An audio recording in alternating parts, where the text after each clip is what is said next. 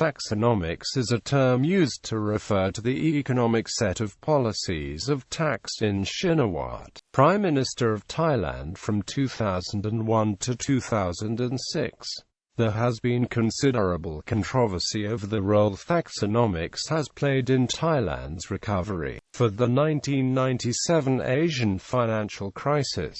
Among the most prominent advocates of Thaksin's economic policies is Morgan Stanley economist Daniel Lian. The term was coined by President Gloria Macapagal-Arroyo of the Philippines during the 2003 Nikkei, in which she explained how she conducted her economic policy by following Thaksin's domestic consumption-based managed asset reflation. Overview. Thaksinomics is a populist set of economic policies aimed at Thailand's rural people who make up the majority of the country's population. The policies of Thaksinomics have included a 4-year debt moratorium for farmers, combined with orders to Thailand's state-owned banks to increase loans to farmers, villages and SMEs at low interest rates, subsidized transportation vehicle fuel prices starting January 2004 in order to alleviate the impact of rising world oil prices on consumers. The government also forced the state-owned electricity company EGAT to partially subsidize electricity tariffs. In the policy of public health, Thaksin started the 30-baht Universal Healthcare Program, which guarantees universal healthcare coverage for just 30 baht a visit at state hospitals. Although highly popular, especially among lower-income Thais who were previously denied healthcare because of their income, the policy was strongly criticized by physicians. The One Tab on One product program, which stimulates the development of rural small and medium-sized enterprises. Thaksin has pushed for continued privatization of state-owned enterprises. Although it is a continuation of the Democrat-initiated policies of the late 90s, Thaksin has consistently pushed for the privatization of the state-owned electricity company EGAT. However, EGAT is still state-owned. Mega projects. During Thaksin's tenure, this involved investing over $50 billion in public infrastructure, including roads, public transit, and a new international airport. Creating cartels or consortiums to increase the price of exports. Supporters of Thaksinomics argue that these policies, implemented in the aftermath of the Asian financial crisis, have driven a stable, demand-driven recovery of Thailand's economy, which was previously dependent on exports, making it vulnerable to external shocks. They also point out that under the Thaksin administration, Thailand has repaid all of its debts to the International Monetary Fund 4 years ahead of schedule. These policies have made Thaksin Shinawatra popular. After an unprecedented 4 years as Prime Minister, his populist Thai Rakthai Party won a landslide victory in the February 2005 elections, winning 374 out of 500 seats in parliament.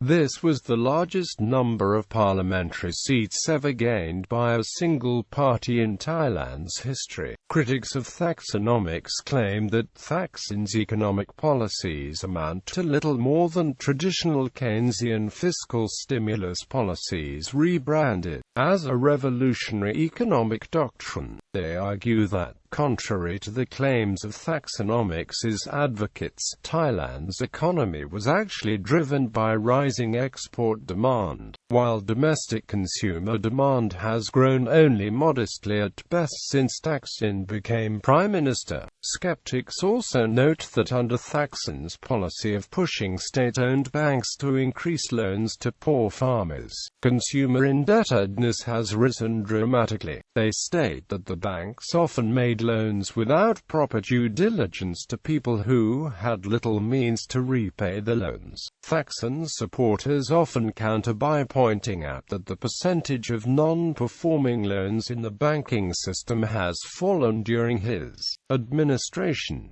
Thaksinomics in practice. By 2001, the currency had appreciated to an export-friendly level, and the economy had fully recovered from the 1997 Asian financial crisis. The strong performance of the Thai economy beginning in 2002 was the immediate impact of Thaksinomics. In 2002, Thailand posted GDP growth of 5.3%, the fastest rate since 1996. The economy grew by another 7.1% in 2003.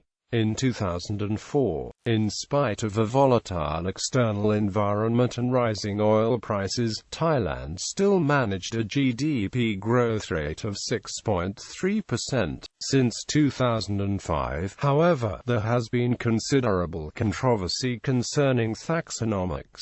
Although the re-election of Thaksin and his Thai Rakthai party in an unprecedented landslide in February demonstrated the widespread popularity of his policies, slower economic growth has given ammunition to critics of Thaksinomics. Thaksin's supporters argue that the economic slowdown is largely a result of the Great Indian Ocean Tsunami of December 26, 2004 and rising oil prices and inflation. But others point out that consumer indebtedness and trade deficits plagued the Thai economy in 2005. As a direct result of Thaksin's policies, Thaksin was forced into an embarrassing retreat in July 2005 when the trade deficit and public debt caused the government to abandon its transportation vehicle fuel price subsidy. Corruption allegations stemming from public contracts in the construction of Suvarnabhumi Airport also threatened to cloud the future of Thaksin's public infrastructure projects that formed the core of his second-term economic policies. Another important feature of Thaksinomics is free trade. From 2002 to 2007, the Thaksin government signed free trade agreements with China, New Zealand, Australia, India and United Arab Emirates. Prior to being overthrown by a military coup, FTA negotiations were being made with the United States and Japan. Supporters claimed that there was an overall positive benefit from the trade agreements, especially given Thailand's historical reliance on exports. However, critics argued that FTA agreements were unconstitutional for not having been approved by the parliament, and subsequent governments attempted constitutional reforms that would make parliamentary approval necessary. Critics also claimed that no detailed studies and analysis on the losses and gains have been made public. Officials in charge were instructed to present one-sided win-win analysis to questions about the FTAs. The military government Senate Committee on Foreign Affairs found that the Thai-Chinese free trade agreement on agriculture products resulted in an overall decline in local production. The study reported in 2005 a 70% decline in the production of red onion, garlic and other vegetables due to their inability to compete with cheaper products from Yunnan province. Chinese garlic sells for 3 to 5 baht per kilogram as opposed to 30 to 35 baht per kilogram for the Thai garlic. King Bhumibol's Royal Agriculture Projects for the Hill Tribes reported a decline in sales of the products since the trade agreement with China. In 2007, the UN on Crime and Drugs reported that Thailand is now listed as a country identified as an illegal drug producer in 5 provinces, all in the north. In the 1990s, Thailand was an exemplary country for its total eradication of opium production, despite rising levels of addiction and trade. Even after the 2006 coup, the Thai government yearly reports give an overtly positive picture of free trade agreements only showing increased trade volumes with the partners. Export gains by and large benefit agricultural cooperates like the giant Chevron-Pokaf and multinationals like Toyota, Mitsubishi, Nissan, Nike and others. FTAs also gave Thaksin's family business a big boost. After years of negotiating, the Chinese government finally allowed IP Star of the Xing Corporation to operate its broadband satellite telecommunication. The Australian Ministry of Foreign Affairs and Commerce made one announcement after the FTA. Australians will now have access to broadband telecommunication with the investment of $280 million from Thailand's IP Star.